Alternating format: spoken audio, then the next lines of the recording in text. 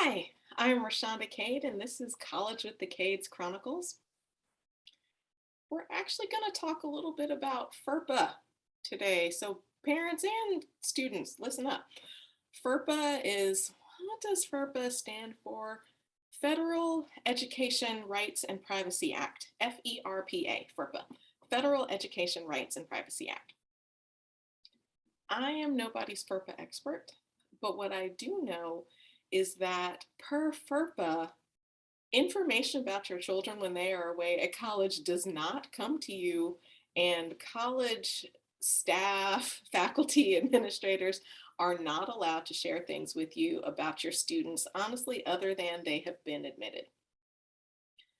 If your student signs a FERPA waiver, then you are able to have conversations and get information about your student, but nobody is going to just give it to you. Okay, so I have some sort of short in my light, so it's going brighter and darker, and that's just what we're going to be dealing with today.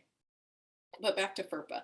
You as a parent get radio silence from your kid's school. So if you think somebody is going to call you when they're doing poorly, if you think there's going to be a portal where you can check their grades, if you think you're going to have some sort of hotline to what is happening in your kid's world from anybody affiliated with their institution, you will not. In high school, they're minors, and you legally have the right to have access to all of their things. In college, however, they have reached their majority and they are covered by the privacy laws, and you will not get any of this information. You will get radio silence. So be aware of that. And if you need to not have the radio silence, then have the conversation with your child to sign the FERPA waiver. And if they sign the FERPA waiver, then you can get all of the information. As I said, nobody's just going to give it to you. But if you request it, you can get it. You can have conversations with professors.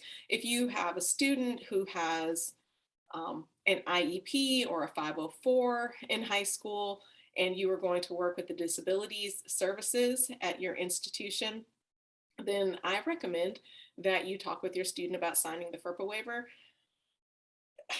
just so you can help them navigate all of the things that they need to do. Oh, before I talk about TG and why I'm talking about FERPA today, I work at a college, and I have worked at colleges for literally my entire adult life. When I was an undergraduate, I was an RA, which stands for resident advisor. So I was one of the people who helped the students in the residence halls, and I loved it. Your kids will see a lot of things happening in the residence halls. It'll be fine. Don't worry about it. It'll be fine. When I graduated from college, I was a hall director. So I was over the RAs, and there was another, I think they were called PAs, some sort of assistants. I don't remember. In the peer assistants in the residence halls, the one residence hall, I wasn't over all of housing. I have been an instructor at various levels, teaching students from freshmen through graduate students. I have run several university writing centers. I also have been the director of an academic resource center and the ADA coordinator at an institution. I've served on committees. I've done a lot of different things. I've never worked in financial aid or admissions though, but I have friends who have. But anyway, so that's why I'm trying to hip you to this FERPA stuff. As a parent, you may be like, I am spending all of this money for my kid to go to school and I can't know what their grades are. Yes, that is true. And that gets me to what I was going to say about TG. So my daughter is a smart girl. I mean, I'm biased, right? But she does well in school. She also doesn't turn in all of her homework. So much so that one of her New Year's resolutions for 2022 was to, for each week, only have one or two missing homework assignments, because that is an improvement. I am not a grade stalker. As a matter of fact, I have talked with most of her teachers and told them just give her zeros and fail her. if she doesn't turn in all the things, because I would rather have her learn those lessons in high school than not. But my husband, who is a very, very sweet man, is a grade stalker. And so he stalks her grades. And when he sees enough zeros lining up in her grades, he texts her an image of the grades and is like, what are we doing about this? So my daughter gets lots of zeros, and she gets lots of grace from her teachers who allow her to turn in the work. What's even more interesting is at least 50% of the time, she's already done the assignments. She just hasn't turned them in. So we were talking one day, and she was like, Mom, are you and Dad going to stalk my grades when I'm in college? And I said, absolutely not. And she was like, well, I know you're not going to stalk them, but is Dad? And I was like, absolutely not. Dad is not going to stalk your grades. And she was like, is he having a personality change? How is he not going to stalk my grades? And I was like, because he can't. It's legal. We do not have access to that. And she was like, what?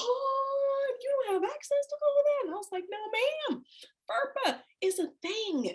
You have privacy rights, and we will not have access to all of that. So my recommendation to you, little Miss Thing, is to go to a school that does not have a whole lot of homework that you turn in. Like my undergraduate experience, I clearly had homework all the time. I was an English major. I minored in educational studies, Spanish, and African American studies. So the vast majority of my homework was reading. Whew, I read and read and read and read. My husband, however, was an engineer. We went to the same university, and he had problem sets to do all night, every night. And like none of this stuff ever got turned in.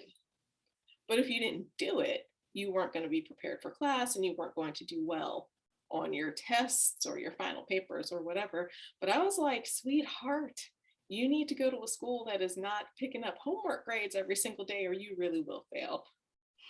Because there's not going to be anybody stalking your grades, telling you to do your homework.